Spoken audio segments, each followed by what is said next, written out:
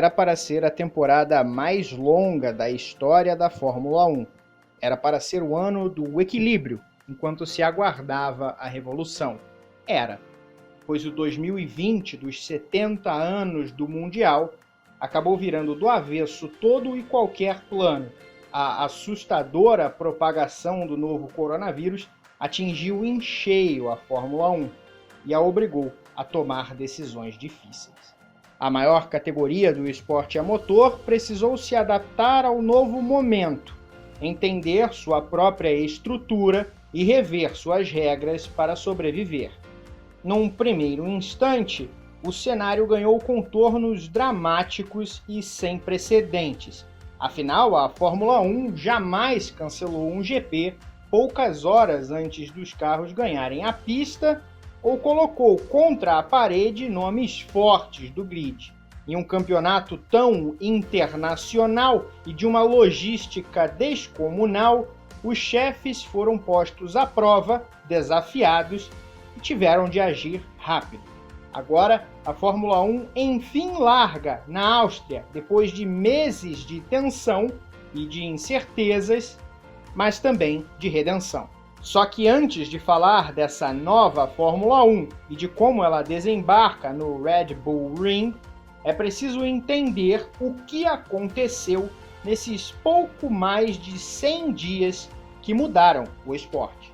A partir do momento em que um funcionário da McLaren foi diagnosticado com a Covid-19, já com todos devidamente instalados no paddock do Albert Park, a Fórmula 1 se viu no olho do furacão. Todos pressionavam por uma atitude. Pilotos como Lewis Hamilton e Sebastian Vettel se mostravam incomodados com a presença do Mundial diante da apreensão global com o coronavírus. E foi necessária uma noite inteira para tomar a dura decisão de cancelar todas as atividades daquele fim de semana de meados de março. Naquele momento, a imagem que ficou foi a de que a Fórmula 1 havia subestimado a força da doença. E isso era muito ruim. Então foi preciso criar um plano para encarar a crise. Só que de volta à Europa, o comando do Mundial passou a enfrentar outro tipo de pressão. Como realizar um campeonato em meio a uma pandemia? O vírus havia se espalhado de tal forma pelo velho continente, Ásia e Américas, que tornou qualquer previsão altamente arriscada. A primeira decisão foi a de colocar todo mundo em férias coletivas. Algumas equipes chegaram a reduzir salários nesse período, algumas até a demitir funcionários. Na esteira da paralisação das fábricas, veio também o cancelamento de etapas. Mônaco, Holanda e França. Mais tarde, Japão, Singapura, Azerbaijão também pulariam fora. Quer dizer, o primeiro semestre ficou todo comprometido e o perigo de um colapso financeiro se tornava cada vez mais real.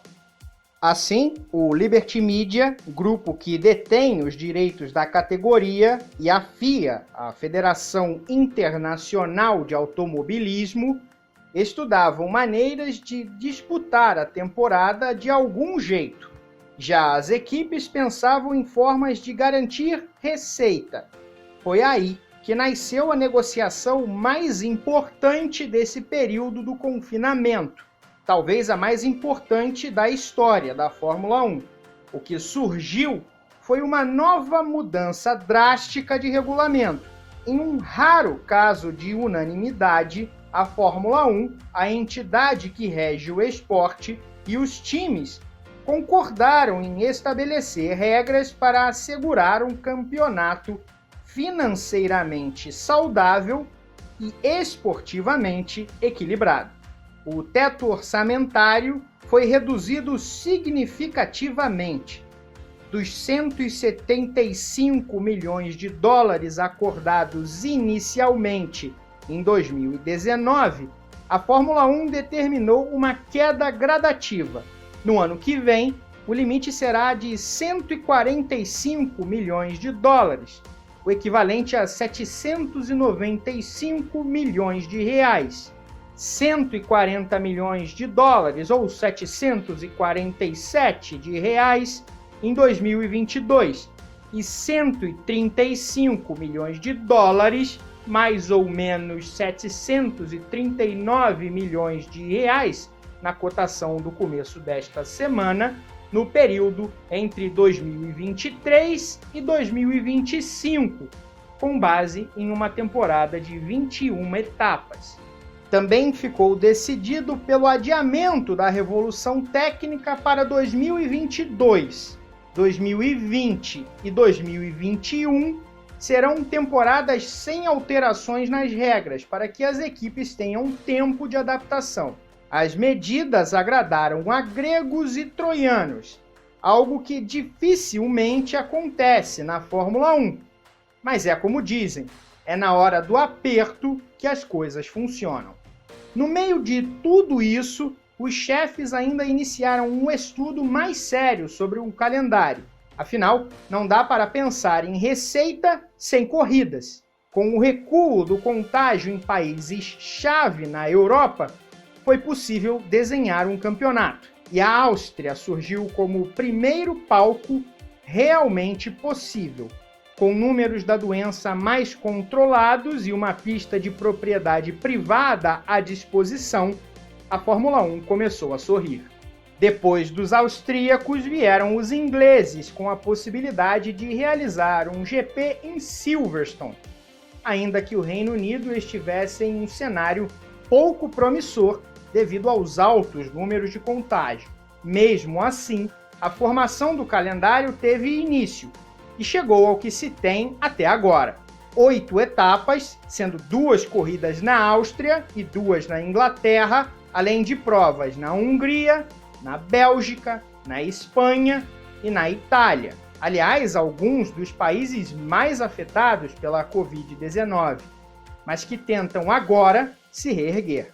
As negociações, entretanto, seguiram mesmo com pistas que nem fariam parte do Mundial, mas foram atrás de um espacinho, como a italiana Mugello ou o circuito português do Algarve. A ideia da Fórmula 1 é ter ainda em 2020 de 15 a 18 etapas, e o Brasil é uma grande incerteza.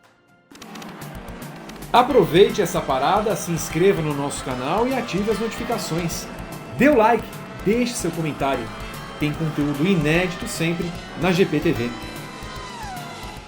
Só que o noticiário da Fórmula 1 no isolamento não foi só sobre regulamentos e calendários. O mercado de pilotos também pegou fogo nesta fase e acabou por jogar um tempero a mais na temporada 2020. Isso porque, em 12 de maio, a Ferrari anunciou que não renovaria o vínculo de Sebastian Vettel depois do fim do ano. Com o alemão fora para 2021, os italianos não perderam tempo.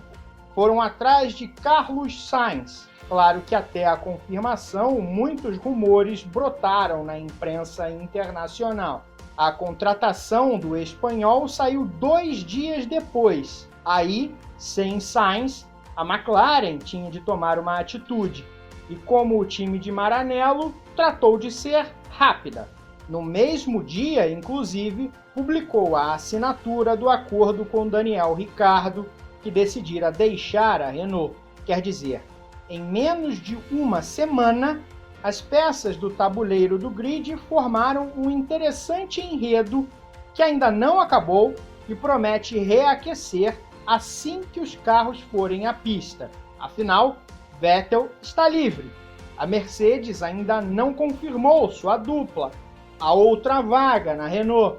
Não há dúvidas de que toda essa movimentação terá um grande impacto quando os carros forem à pista. Ainda que os impactos da crise tenham sido gigantescos, a Fórmula 1 deu passos importantes para se tornar mais consciente e engajada em causas sociais e de proteção ao meio ambiente. No início da pandemia, foi lançado o Projeto Pit Lane. A iniciativa contou com os esforços das 7 equipes com fábricas na Inglaterra: Red Bull, Racing Point, Haas, McLaren, Mercedes, Renault e Williams, no combate ao coronavírus.